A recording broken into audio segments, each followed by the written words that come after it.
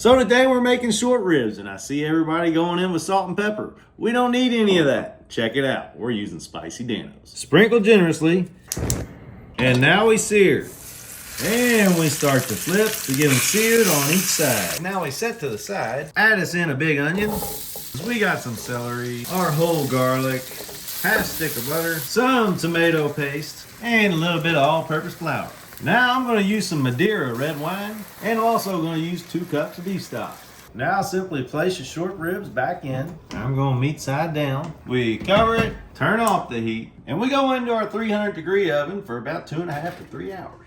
Alrighty, it's been 2 hours and 45 minutes. Set our short ribs off to the side. Now I'll get you a stock pot and a strainer, and we strain. Back into our pan we go, and now we reduce. Tilt your pot, you can skim the fat right off the top. It only took about 10 minutes to get to this.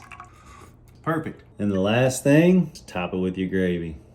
Just falling right apart. Look at that.